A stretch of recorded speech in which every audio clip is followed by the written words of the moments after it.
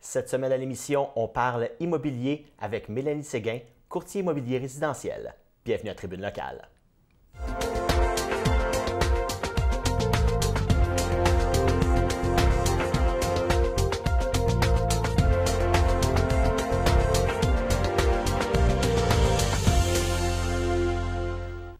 Mélanie Séguin, merci d'être à l'émission, merci d'avoir pris le temps. On sait que c'est un horaire très chargé que vous avez présentement. Ça roule beaucoup dans le domaine de l'immobilier. Oui, c'est un plaisir. Parlant d'immobilier, bon, vous êtes la conjointe de Yannick Arsenault, qui est courtier immobilier lui aussi. Donc, par le fait même, la belle-sœur de Jimmy Arsenault, qui est lui aussi courtier immobilier. Est-ce que vous êtes tombé en amour avec l'emploi en même temps que l'homme? C'est une bonne question. C'est un peu arrivé en même temps. Donc, moi, je suis fonctionnaire fédéral, présentement congé sans solde. J'ai rencontré Yannick et au fil des mois, j'ai commencé un petit peu là, à jouer dans ces dossiers côté administratif seulement, parce que ma force, moi, c'est vraiment l'administration. Puis d'être courtier immobilier, c'est, oui, de vendre des propriétés, des transactions faire des transactions immobilières, mais il y a un côté administratif qui est hyper important. Surtout que Yannick et Jimmy, qui travaillent en équipe, c'est le nombre de transactions annuelles que l'équipe fait, c'est énorme. Donc, en commençant un petit peu à faire c'était vraiment de base. Et j'ai eu le goût de me lancer en immobilier. J'ai développé une passion grâce à Yannick. Et j'ai fait mon cours là, de courtier immobilier. J'ai pris un congé sans solde au fédéral, puis c'est comme ça. Donc, je suis tombée en amour en premier avec l'homme, puis ensuite, Yannick m'a transmis la passion de l'immobilier. Sa passion à lui aussi, là, c'est certain que donc, les deux ensemble, on se complète bien. Et ça en est devenu la passion vraiment commune. On le sent, on a parlé un peu en pré-entrevue, puis la passion, elle est là. Vraiment. Et les qualités nécessaires que ça prend pour être un bon courtier, oui. Qu'est-ce que c'est? Bien, en fait, moi, je dirais il y a plusieurs qualités, puis c'est propre à chacun. Il y a des courtiers qui ont des qualités qu'autres n'auront pas et vice-versa. Mais moi, je dis que l'entre-gens, c'est vraiment une qualité qui est super importante. L'honnêteté, la fiabilité. Les clients, c'est toujours nos clients, autant vendeurs, acheteurs, c'est de les rassurer. Donc, le plus transparent qu'on peut être aussi, c'est les qualités là, importantes et le souci du service à la clientèle parce qu'on offre un service avant tout. Donc, ce sont des qualités là, très importantes dans notre domaine. Et puis, on a vu, bon, il y a des écoles maintenant de courtiers immobiliers. Bon, la loi a un peu changé aussi versus les courtiers avant et maintenant doivent avoir des permis et compagnie. On a vu des offensives aussi très importantes de la part des écoles pour recruter. Ça a dû fonctionner parce qu'il y a beaucoup d'agents, il y a beaucoup, je dirais agents, mais oui, courtiers maintenant. Il faut vraiment spécifier que le terme courtier, c'est vraiment le terme légal maintenant. En Outaouais, est-ce que vous diriez qu'il y en a trop? Pour que ce soit rentable? Bien, en fait, je ne serais pas... Sur ce côté-là, on voit justement, je sais où tu vas en venir, Sylvain, c'est qu'il y a beaucoup de gens qui se disent « je me lance dans le courtage immobilier, ils veulent aller suivre la formation. » C'est une formation qu'on peut faire en ligne ou à l'école. Pour ma part, j'ai fait le cours au cégep. Dans le temps de Yannick et Jimmy, c'était 3 mois au cégep. Maintenant, le cours est d'une durée de 6 mois, donc c'est 585 heures, je crois, mais vraiment 6 mois de formation continue. Puis, la loi, oui, elle a changé le 1er juillet 2017, donc la loi sur le courtage immobilier. Tous les courtiers qui exerçaient avant le changement de loi, c'est certains qui ont eu des formations obligatoires à suivre, mais qu'on soit courtier depuis 20 ans, 30 ans, 15 ans, 10 ans, 2 mois, on a toujours un système de formation à suivre qui est basé sur 2 ans. Donc, c'est des crédits qu'on a, des formations qui sont obligatoires et des formations à notre choix qu'on peut choisir, mais on doit accumuler un certain total on appelle ça des UFC. Donc, c'est vraiment pour se tenir à jour parce que la loi change, le marché, il y a plein de choses qui changent et on doit vraiment être au courant de ce qui se passe. Et les formations, c'est pour ça que tout courtier doit suivre, même après avoir obtenu son permis de courtier immobilier. Au départ, on sait que ça peut être plus difficile. Il y a certains courtiers qui ont parlé un peu dans les médias ici et là depuis quelques années. On ne vend pas des maisons en claquant des doigts. Non, vraiment pas. Et puis, c'est peut-être pas rentable souvent la première année, c'est peut-être pas rentable quand on n'est pas dans une équipe déjà bien établie avec beaucoup de ventes. Quand on part seul ou avec un petit bureau, ça peut être Donc, il y a beaucoup de gens, j'imagine, qui doivent abandonner après quelques temps. Là. Oui, j'avais justement un prof à l'école qui disait qu'au bout de 5 ans, sur, exemple, la classe complète, on était 20. Dans 5 ans, il en reste peut-être 5 qui exercent la profession. Oh, autant. Oui, puis c'est vraiment de plus en plus, c'est très compétitif, oui, mais il y a une façon de bien faire les choses, puis la collaboration entre courtiers, c'est hyper important. Donc, moi, je prône vraiment la collaboration avec mes collègues, peu importe la bannière, peu importe qui. Et c'est quelque chose que c'est certain que ça prend un certain niveau de connaissance, oui. C'est pas d'aller chercher un permis et de dire « je deviens courtier ». C'est de travailler fort. Yannick, Jimmy ont travaillé des heures et ils continuent d'ailleurs. Donc, on fait des 100 heures semaine parfois. Et c'est pas en claquant des doigts, non, que ça se fait. Il faut vouloir. Moi, je me dis quand on veut, on peut. Mais il y a des gens aussi qui sont plus, comment je pourrais dire, si on est positif puis on croit qu'on peut arriver, oui, mais il faut être aussi réaliste. C'est un domaine qui est quand même, oui, compétitif, mais il faut travailler fort, il faut connaître son travail aussi et non pas juste aller installer une pancarte puis dire je suis courtier immobilier. Oui, et puis on voit aussi le phénomène du proprio, des gens qui vont aller en vente privée. Qu'est-ce qui peut avantager quelqu'un d'aller d'un bord ou de l'autre, d'aller avec un courtier, par exemple? Bien, c'est certain que quand on ne connaît pas le domaine de l'immobilier, on pense, les gens, puis je veux dire, c'est la plupart des gens qui pensent comme ça, ils se disent, on va aller en vente privée, je ne veux pas payer de commission. Nous, dans notre terme de courtier, on appelle une rétribution. Donc, les gens ont cette mentalité-là. Par contre, quand on examine vraiment les choses, puis quand on est dans le domaine, quand on étudie le domaine du courtage immobilier, on se rend compte le pourquoi c'est important de travailler avec un courtier. Présentement, c'est un marché de vendeurs, donc les maisons, là, il n'y a pas d'inventaire. Les maisons, ça part aussitôt inscrit, aussitôt vendu. Dans le sens que... On parle de combien de temps? Quelques jours? C'est certain, ça dépend. On a des maisons en vente depuis plusieurs mois dans des secteurs, exemple, ruraux. Mais si on met en vente, je dis ça comme ça, un exemple, un semi-détaché dans un secteur central, ville de Gatineau, puis qu'il n'y en a pas sur le marché et qu'on a un bassin d'acheteurs, c'est certain que le semi va rester quelques jours. Il va être même vendu en offres multiples, donc en surenchère. Ça, on vit ça depuis l'année passée, 2019, ça a été vraiment un marché comme de vendeurs. Cette année, on est parti pour ça aussi. Donc, moi, quand j'ai des gens qui m'appellent et qui me disent « on aimerait faire évaluer notre maison », mes questions sont toujours à savoir le but. Est-ce qu'ils veulent faire affaire avec un courtier? Mais on les sent, les gens qui veulent vraiment inscrire en vente privée. Donc, en vente privée, c'est certain que ce n'est pas quelque chose que je conseille. Je prêche pour ma paroisse, évidemment. Mais le courtier est un membre d'un ordre professionnel. Donc, on a un permis.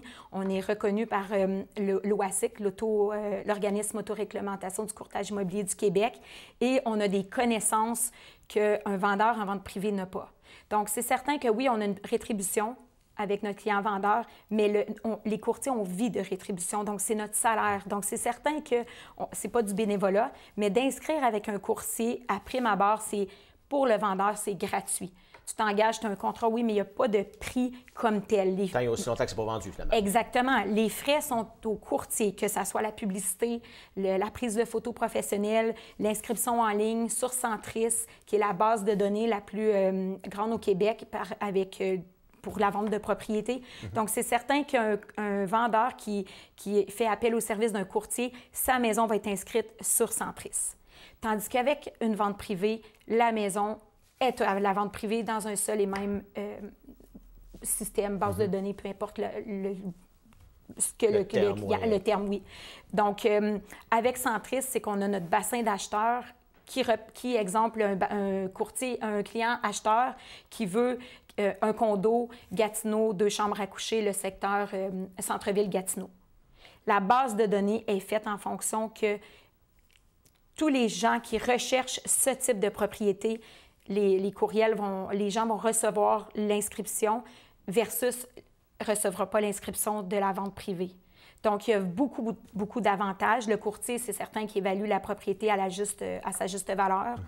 On a une assurance aussi professionnelle, donc une assurance en cas d'omission, peu importe qui nous protège. On a vraiment les connaissances, comme je me répète dans le fond, là, que le vendeur n'a pas, mais on a aussi un grand réseau de publicité. T'sais, il y a beaucoup, beaucoup d'avantages et le pourcentage de rétribution qui va être payé à la fin de la transaction vaut vraiment, vraiment le temps, l'énergie et tout ce que le courtier va faire pour son client et non l'inverse.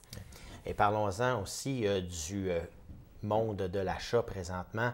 Il y a beaucoup de choses à vendre. On dirait qu'il y a beaucoup de condos dans les nouvelles constructions. On n'entend parler que de condos. Est-ce qu'il y a d'autres choses qui se bâtissent présentement? Est-ce que vous avez d'autres choses à vendre que des condos?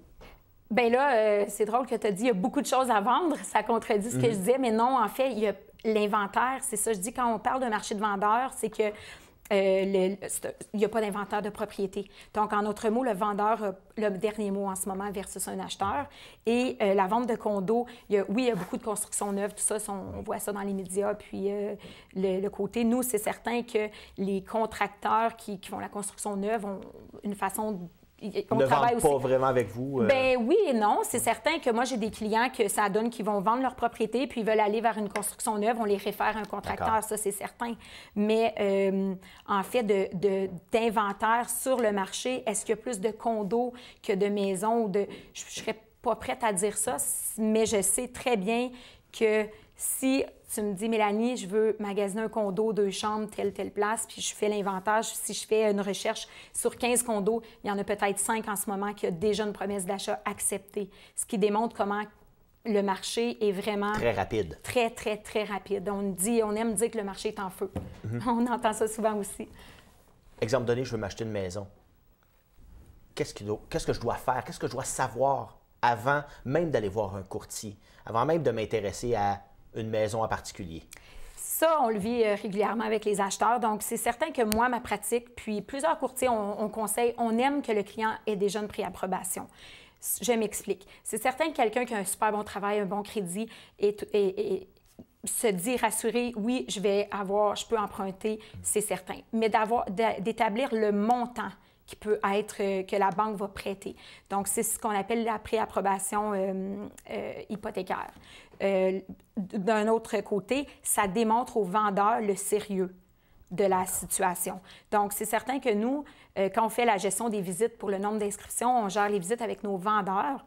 Moi, j'ai des clients qui veulent absolument, surtout dépendamment aussi les maisons, si c'est des maisons prestige, ou ils veulent absolument que le client ait une préapprobation pour éviter les visites inutiles.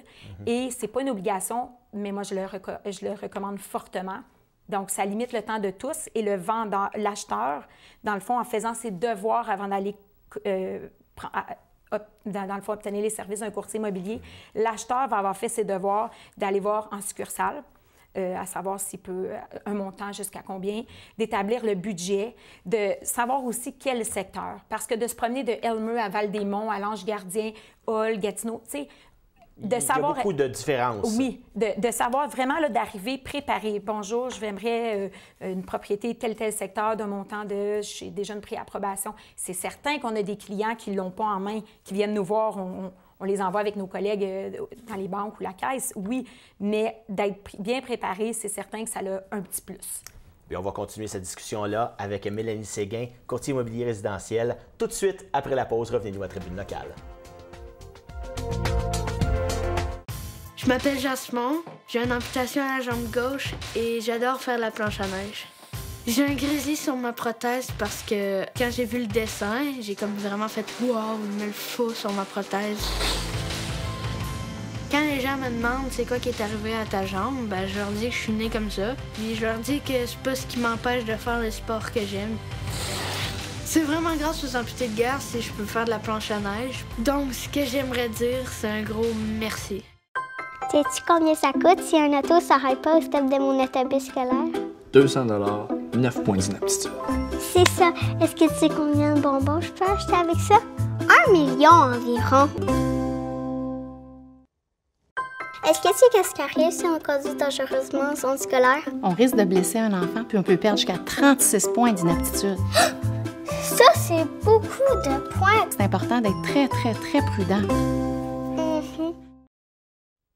De retour à Tribune locale avec Mélanie Séguin, courtier immobilière. On parlait avant la pause de budget, de préapprobation. Quand on parle d'une maison, il n'y a pas seulement le prix de l'hypothèque, il y a aussi les taxes. Juste la taxe de bienvenue, qui est utilisée, on utilise le terme taxe de bienvenue, mais c'est taxe plutôt de mutation. Oui. On pense à ça et puis on dit « Ah, c'est pas grave ». Ou du genre, on a un budget pour notre loyer de X, et bon, l'hypothèque est de, mettons, exemple donné, 100 $ de plus par mois. Bon, 100 $ de plus, c'est pas tellement. Est-ce qu'on a tendance à surestimer notre budget? Oui et non. Il y a des gens qui vont à la banque, ils sont approuvés beaucoup plus qu'ils auraient pensé, et l'inverse aussi. C'est certain que, pour revenir un peu à ce que je disais, c'est du cas par cas, dans le sens qu'en tant qu'individu, surtout dépendamment aussi de l'âge. Si c'est un premier acheteur de 18, 19, 20 ans qui sort de chez ses parents, bien, c'est certain que d'estimer un budget, d'aller à la banque, c'est vraiment la première étape, versus quelqu'un qui est déjà établi, qui va avoir une propriété à vendre, qui sait, tu sais, ça dépend du cas par cas. Mais d'estimer, c'est sûr que nous, le courtier, on a un rôle justement à expliquer à l'acheteur que oui, si tu es en condo, en location, 800 $ par mois, tu veux acheter une propriété, bien, l'hypothèque, 800, mais justement, il y a le frais des taxes, taxes de bienvenue, les taxes scolaires, taxes municipales à payer, tout ça. Il y a d'autres frais. Si tu t'en vas en condo, tu deviens propriétaire, bien, il y a les frais de condo. Il y a vraiment d'autres à côté auxquels il faut penser et ne pas passer à côté. C'est sûr que c'est à vérifier parce que si on parle des taxes de Gatineau versus les taxes de l'Ange Gardien, il y a une marge différence aussi et le prix de la maison pour la même maison peut être très différent. Tout on peut à parler fait. dans même des 100 000 $ de moins. Là. Tout à fait. Les maisons sont disponibles sur Internet, les maisons à vendre. On parlait de la base de données Centris. Oui. Il y a un site que je consulte assez souvent. Real. J'adore realtor.ca, Oui. qui est comme un peu le regroupement de tous les courtiers au Québec, Oui. même au Canada aussi, Oui. il y en a plusieurs. Donc, on peut voir, est-ce que c'est bon d'aller voir ces maisons-là dans un secteur qu'on convoite pour aller se donner une idée avant d'aller voir l'idée générale des prix? Oui. Par contre, une autre chose que je conseille toujours, puis je trouve ça triste que les gens ne sont pas autant informés. La base de données Centris, là, c'est un super, super beau, une belle base de données. Donc, c'est gratuit. Donc, quand on fait appel au service d'un courtier, là, d'aller voir sur Google le matin, je vais aller voir qu'est-ce qui est sorti dans le secteur plateau de la capitale, un semi 2 chambres, exemple. Quand on travaille avec un courtier, d'inscrire le client dans la base de données, ça coûte 0 $. C'est le temps qu'on prend pour le faire pour bien satisfaire son client. Donc, moi, je t'inscris Sylvain avec ton adresse courriel. Tu recherches une propriété dans le plateau de la capitale, semi-détaché, 2 chambres ou plus. J'entre les caractéristiques. Donc, chaque fois, au premier courriel que je t'envoie, le système, c'est fait automatique. Le premier courriel que tu vas recevoir va être les propriétés disponibles en ce moment qui reflètent les critères que tu demandes, que tu recherches. Et de là, je peux voir s'il y en a sur 10, 12, 15, s'il y en a 2, 3 qui ont des offres déjà acceptées. Demain matin, je m'en vais inscrire une propriété à l'Ange Gardien, exemple. Tu ne la recevras pas parce que toi, tes critères, c'est pas ça. Par contre, un courtier inscrit une propriété semi-détachée, plateau de la capitale, 2 chambres et plus.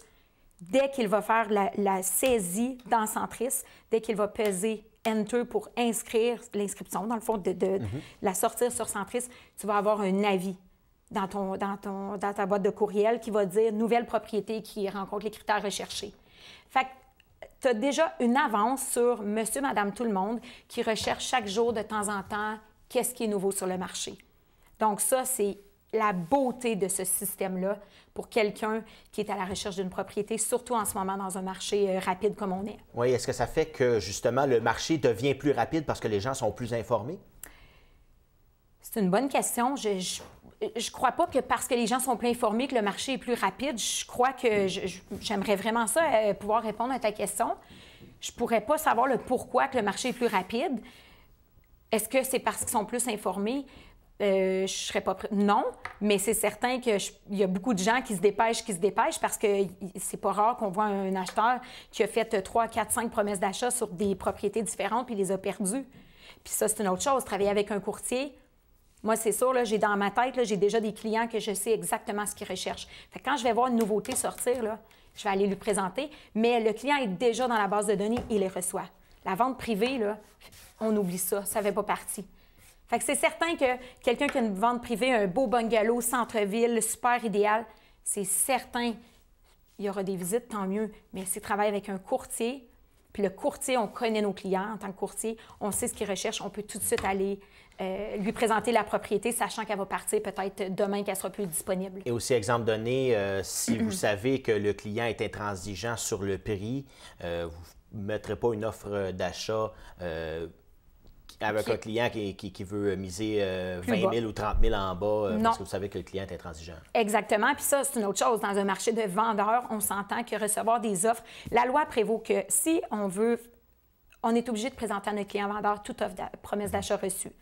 Par contre, il faut être logique aussi. Une promesse d'achat reçue à un prix, exemple, 30, 40, 50 000 en bas du prix demandé, c'est insultant et pour le vendeur et pour nous en tant que courtier. On doit faire le travail. Puis c'est pas un marché de vendeurs, le prix, là, en ce moment, là, on voit ça régulièrement. J'en vois tous les jours des offres d'achat multiples, donc en surenchère. Ça veut dire que la propriété se vend à un prix plus élevé que le prix qui était affiché au départ. On parle d'une surenchère de combien environ?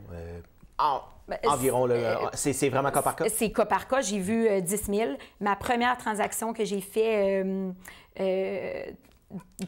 quand j'ai obtenu mon permis, c'était 14 500 en haut du prix affiché avec 4 offres, donc en offres multiples. Il y a 2 semaines, on a vu 37 000 quelques en haut du prix. On a déjà vu 60 000. On voit, là, on en voit de tout. Ça n'a pas d'allure.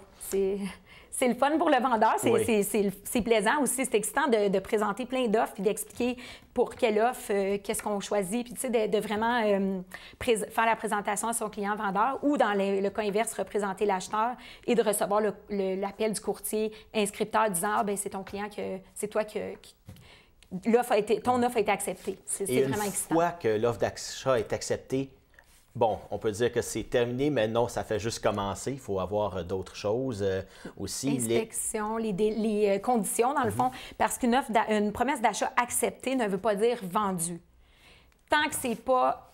Signé. Tant que c'est même pas chez le notaire, même quand on a le vendu sur l'enseigne, c'est pas vendu officiellement parce qu'il peut arriver plein de choses, on ne l'espère pas, puis c'est rare que ça arrive. Mais tant que le client, les vendeurs-acheteurs ne sont pas chez le notaire pour signer l'acte de vente, c'est pas vendu. Donc, c'est certain qu'une propriété en offre multiple, il y a des choses qu'il faut penser. Le moins de conditions possible. Inspection, on le conseille toujours. Effectivement. Ensuite, bien, le financement aussi. Donc, on met des délais raisonnables. On ne mettra pas 30 jours de financement. C'est certain qu'en tant que courtier, je représente mon vendeur, je ne vais pas lui dire d'accepter une offre que ça va prendre 30 jours avant d'avoir le financement. Il faut être logique, c'est ça notre rôle. On évalue les pour, les contre, qu'est-ce qui est le plus avantageux pour représenter l'intérêt de notre client. À l'inverse, on veut vendre notre maison. Oui. Qu'est-ce qu'on fait pour vendre notre maison? Comment on la maximise pour que ce soit vraiment une vente rapide? Bien, en fait, de là le rôle du courtier immobilier, c'est certain qu'en tant que courtier inscripteur veut dire que tu as la propriété à vendre. Collaborateur veut dire que tu as amené l'acheteur. Okay? Donc, c'est certain que quelqu'un qui veut vendre la propriété va faire tout à son avantage pour que lors de la rencontre, l'évaluation avec le courtier inscripteur, que tout soit prêt. Ça veut dire, on a déjà les documents qu'on a besoin d'obtenir pour mettre en vente la propriété. Le courtier arrive préparé avec son évaluation du marché. Et oui, on peut se fier. Là, on a des clients qui vont juste écouter nos conseils, y aller avec le prix qu'on dit, mais ensemble, on évalue le tout. Puis c'est certain que quand on montre les comparables à notre client, bien, c'est ça notre devoir. On y va pour que le client ait le montant juste à la valeur de sa propriété. Des clients, vendeurs, on a beaucoup de gens qui investissent, dans le fond, ont des locataires. C'est certain que qui dit locataire dit risque. Je ne mets pas tous les locataires dans le même panier. On l'a vu récemment là, à Saint-Calixte. Exactement, oui. Nous, on le vit aussi en tant que courtier. Donc, moi, quand je rencontre un client qui met sa propriété en vente, que ça soit une maison, un triplex, duplex, condo, c'est certain que je veux avoir tous les documents. Le bail, les dépenses, c'est qui paie le déneigement, les contrats d'entretien de l'herbe, tout ça, parce que le locataire est protégé aussi. C'est pas parce qu'un vendeur met sa maison en vente, là, dans le fond, sur le marché, que demain, elle va être vendue si un locataire. Le locataire, selon le bail, il y a des règles à respecter. La loi est très, très, très clair là-dessus. Puis les locataires, bien, ont aussi de leur côté des règles à suivre pour faciliter la vente. Par contre, c'est des choses, là, ça, on ne peut pas passer à côté de ça. Il faut vraiment avoir tous les outils pour favoriser une vente dans les meilleurs... pas dans les meilleurs délais, je veux dire dans la façon la plus... les meilleures conditions. Dans les meilleures conditions, exactement, favorables. Pour... Le vendeur, dans le fond, doit aussi faciliter la tâche du... Tu sais, lui aussi a un travail à faire, le vendeur. Le courtier, on est là, oui, c'est certain, mais le vendeur, en nous fournissant le plus d'informations possible, c'est son rôle aussi. Effectivement. On a des maisons qui se vendent, des maisons qui ne se vendent pas. Qu'est-ce qui fait qu'une maison se vend ou qu'une maison ne se vend pas? Bien, c'est certain que, tu sais, je reviens souvent au secteur. Location, location, location. Exactement. On oui, dit... oui. Puis quand on évalue une maison, il faut être réaliste. Le client veut tant, mais avec les comparables, c'est pas ça. Même si on est dans un marché de vendeurs et que la plupart se vendent en surenchère, c'est certain qu'il faut peser des pommes avec des pommes. S'il demande 100 000 de plus que les comparables, c'est sûr que c'est certain que ça ne se vendra pas. Non. Par contre, on peut le voir pour des maisons, il faut être réaliste. Je reviens à mon semi-détaché. Ça paraît que j'ai eu une belle expérience de vente avec ça. Donc, c'est certain qu'il faut être logique. En ce moment, quelqu'un me dit, je veux un semi-détaché, 3 chambres à coucher dans le secteur de Gatineau, je ne sais pas moi, Laurier-des-Bois, exemple. Bien, juste comme ça, là, je crois qu'il n'y en a même pas. Fait que moi, si j'ai un client demain matin qui m'appelle, c'est certain qu'il va probablement avoir plus haut que le prix qu'il peut penser en tête. Oui, parce que même s'il a payé 4 ans passés, 5 ans passés, un montant X, on y va avec la logique des choses. Mais un client qui appelle, qui est dans le fond de, je sais pas moi, la petite nation ou des secteurs un peu plus ruraux. Secteurs plus ruraux, quoi qu'on peut être surpris aussi. Tu sais, il faut vraiment évaluer le tout. Et oui, il y a des maisons et des condos qui se vendent vraiment plus vite quand c'est à proximité de la ville, tout ça. Fait que ça dépend vraiment du produit en question.